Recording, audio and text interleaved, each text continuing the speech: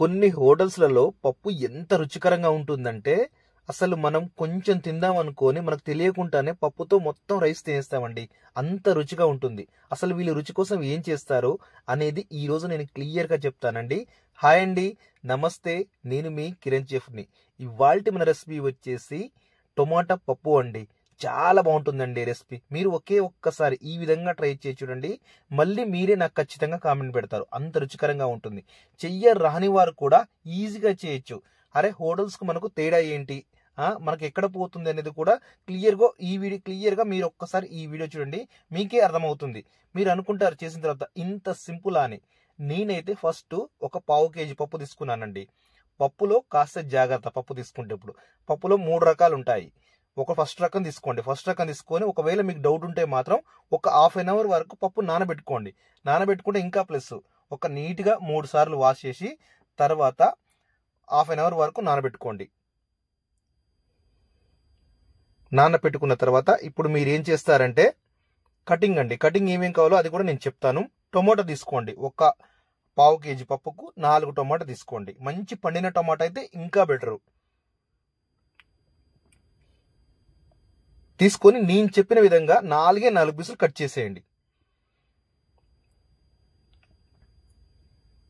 టొమాటోని బట్టి అండి. ఒక టొమాటో పెద్దగా ఉంటే ఒక 6-8 దాకా కట్ చేసుకోండి.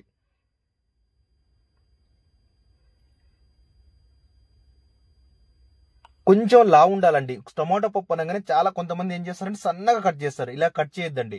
టొమాటో పప్పు అంటే కొంచెం లావుగానే ఉండాలి. దాంట్లో కొంచెం ఉల్లిపాయ అండి, 2 ఉల్లిపాయలు. ఉల్లిపాయ అనేది మీ చాయిస్ అండి. ఒక్కొక్కసారి ఒక్కొక్క టైంలో ఇంట్లో స్వాములు ఉన్నప్పుడు, కొందరు తినని వారు ఉన్నప్పుడు కొంత ఉల్లిపాయ స్కిప్ చేయొచ్చు, నో ప్రాబ్లం. కానీ టేస్ట్ మాత్రం ఏమీ తేడా ఉండదండి. యాజ్ ఇట్ ఈజ్ గా చాలా బాగుంటుందండి. ఇలా కట్ చేసుకోండి. ఉల్లిపాయ అనేది 2 చాలండి, ఎక్కువ కూడా అవసరం లేదు. ఉల్లిపాయ 2 చాలు. తర్వాత నిలువుగా ఒక 3 నుంచి 4 పచ్చిమిర్చి కట్ చేసుకోండి. కట్ చేసుకొని పక్కన పెట్టేసుకోండి. ఈ లోపు మీరు ఏం చేస్తారంటే ఒక నిమ్మ పచ్చ సైజులో కొంచెం చింతపండు తీసుకోండి. చింతపండు అనేది ఒక్క విషయం అండి. చింతపండు అనేది ఎంత తక్కువ తీసుకుంటే అంత మంచిదండి. ఎందుకంటే మనకు టొమాటోలో ఆల్రెడీ కొంచెం పులుపు ఉంటుంది. చింతపండు వేస్తే మరీ ఎక్కువ పులుపు అవుతుంది. కాబట్టి నిమ్మ సైజు అంతే చాలండి. చింతపండు కూడా ఒకసారి నీట్గా వాష్ చేసుకొని వాటర్ పోసి ఒక 10 నిమిషాలు పక్కకు పెట్టేయండి. ఇప్పుడు హాఫ్ అన్ అవర్ అయిన తర్వాత పప్పు మనం బయలు పెట్టుకోవాలండి. బయలు పెట్టుకుంటేప్పుడు కాస్త జాగ్రత్త అండి. కొంతమంది చేసే పొరపాట్లు కూడా నేను చెప్తానండి. పప్పు కొంతమంది ఏం చేస్తారంటే కొంచెం ఉడకలేదంటే కొంచెం పలుకున్నప్పుడు కూడా దాన్ని ఏం చేస్తారంటే రుబ్బుతారు. కొంతమంది, అంటే అందరు కాదండి, కొంతమంది రుబ్బుతారు, లేదా కొంతమంది మిక్సీలో పడతారు. దయచేసి అలా చేయకండి. అలా చేస్తే పప్పు అనేది టేస్ట్ రాదు. పప్పు ఎప్పుడైనా మెత్తగా ఉడికితే టేస్ట్ రాదండి. కొంచెం పలుకుండాలి, అప్పుడే పప్పు అనేది మంచి టేస్ట్ వస్తుందండి. ఇప్పుడు దీంట్లో మనం కొంచెం వేయాలండి పసుపు. ఎందుకంటే పసుపు మనం 3 సార్లు వేయాల్సి ఉంటుంది. కొంచెం పసుపు వేసి కొంచెం 2 టేబుల్ స్పూను దొడ్డు సాల్ట్ వేసి ఆయిల్ మాత్రం ఖచ్చితంగా వేసేయాలండి. ఆయిల్ మాత్రం కొంచెం వేసేయాలి, మరీ కొంచెం కాదు, వేసేయాలండి. ఆయిల్ ఖచ్చితంగా ఉండాలి. వేసేసిన తర్వాత ఇప్పుడు మనం పప్పు అనేది విజిల్ పెట్టి, విజిల్ అనేది మీ కుక్కర్ బట్టి అండి. నేనైతే మాక్సిమం 2 విజిల్కి తీసేసాను. 2 విజిల్కి వచ్చేసింది ఆటోమేటిక్గా. ఎక్కువ కూడా మెత్తగా కానియద్దు. మెత్తగుంటే పప్పు చారు వేరు, పప్పు వేరండి.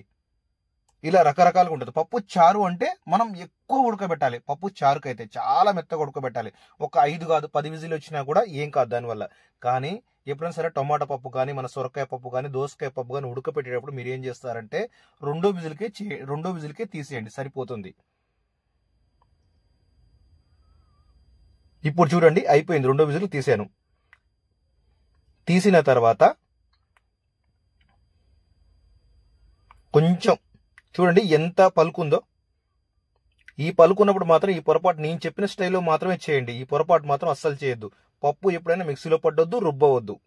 చూడండి ఇప్పుడు యాజ్ ఇట్ ఈజ్ గా అదే స్టైల్ ఫాలో అయితే చాలండి. ఇలా అయితే చాలు పప్పు, ఇంకెక్కువ అవసరం లేదండి. ఎక్కువ కూడా మెత్తగా ఉడకాల్సిన అవసరం లేదు. ఇలా ఉంటేనే మంచి టేస్ట్ అని వస్తుంది అండి. ఇప్పుడు పప్పు ఎలా చేయాలో చూపిస్తానండి. సింపుల్ అండి, మీరు చేసి ఉంటారు కానీ చిన్న మిస్టేక్స్ అంతే. కొంచెం పచ్చిమిర్చి వేసుకొని ఆయిల్ వేసుకొని దాంట్లో ఇప్పుడు మనం సన్నగా కట్ చేసిన తురిమిన ఉల్లిపాయ వేసుకొని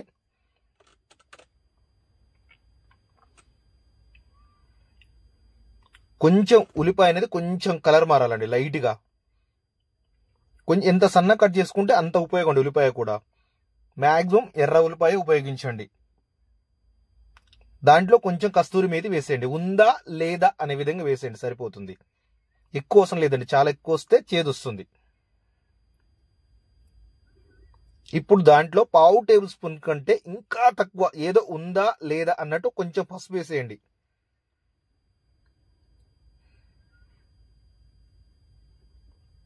పసుపు వేసిన తర్వాత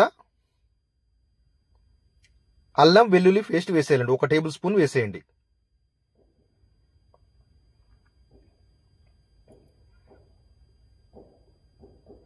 అల్లం వెల్లుల్లి పేస్ట్ కూడా ఆయిల్లో మంచిగా మగ్గనివ్వండి.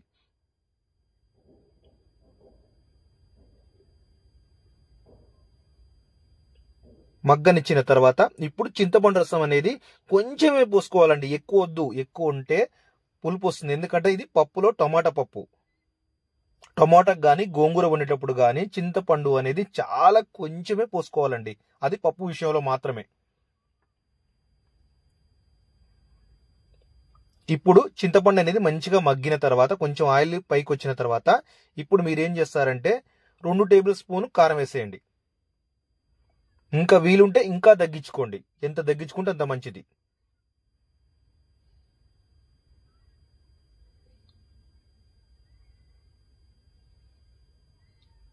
చాలా చాలా చాలా బాగుంటుందండి రెసిపీ మాత్రం. హోటల్లో చేసే పద్ధతి మాత్రం ఇదే. కొంచెం ధనియాల పొడి వేసుకోండి, 1 అర టేబుల్ స్పూన్ వేసుకుంటే సరిపోతుంది.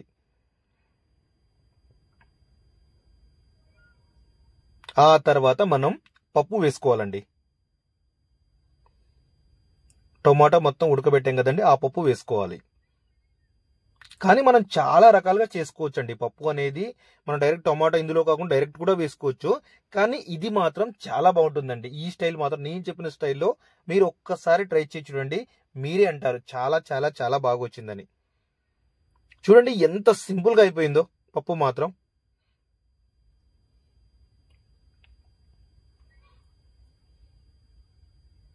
ఇప్పుడు మొత్తం నీట్గా కలుపుకొని ఒక 5 నిమిషాల వరకు చాలా స్లోగా గ్యాస్ పెట్టండి. ఎంత స్లో ఉండాలంటే అంత స్లో ఉండాలండి గ్యాసు. ఆ తర్వాత మీరు ఒక్కసారి సాల్ట్ అనేది చెక్ చేసుకొని, ఒకవేళ తక్కువ ఉంటే దాన్ని బట్టి మీరు వేసుకోండి. నాకైతే 1 అర టేబుల్ స్పూన్ వరకు పట్టింది మళ్ళీ, అందుకే నేను మళ్ళీ వేసుకున్నానండి. ఒక్కసారి టేస్ట్ చేసి చూసి ఇప్పుడు సన్నుప్పు వేసుకోవాలండి. ఫస్ట్ దొడ్డుప్పు వేసుకోవాలి, ఇప్పుడు మాత్రం సన్నుప్పు వేసుకోవాలి. లాస్ట్లో ఏం చేస్తారంటే పప్పు దించే ముందర మీరు ఏం చేస్తారంటే ఉందా లేదా అనే విధంగా కొంచెం చక్కెర వేసుకోండి. ఉందా లేదా, ఏదో అసలు వేసామా లేదా అన్నట్టు వేసుకోండి, సరిపోతుంది. పప్పుకు అన్నిటికంటే మెయిన్ ఏంటంటే కరెక్ట్ సాల్ట్ ఒకటి సరిపోవాలండి. సాల్ట్ ఒకటి సరిపోతే సరిపోతుంది, అన్ని సెట్ అయిపోతాయి. తర్వాత కొన్ని ఎల్లిపాయలు కట్ చేసుకోండి. ఇలా కట్ చేసుకుంటే కంటే ఇలా ఇలా చేయండి, ఇలా దంచండి. ఇలా దంచిన తర్వాత ఒక దాంట్లో నెయ్యి అండి. నెయ్యి అనేది మీరు తాలింపు అనేది మీరు అచ్చం నెయ్యితో పెడతారా, నెయ్యితో పెట్టినా పర్వాలేదు, కొంచెం నూనె కొంచెం నెయ్యి వేసినా పర్లేదు. నేనైతే కొంచెం నెయ్యి కొంచెం నూనె వేసానంటే, నెయ్యి మంచి నెయ్యి తీసుకున్నాను, ఒరిజినల్ నెయ్యి. దీనివల్ల పప్పు ఇంకా మంచి స్మెల్ వస్తుందండి.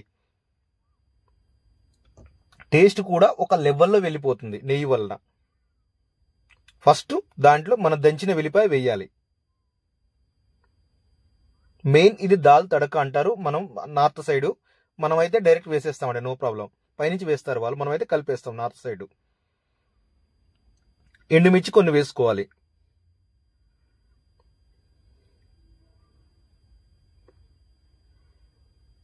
ఎండుమిర్చి వేసిన తర్వాత 1 టేబుల్ స్పూన్ ఆవాలు. ఆవాల వల్ల కూడా ఇంకా టేస్ట్ పెరుగుతుందండి. తర్వాత 1 టేబుల్ స్పూన్ జీలకర్ర.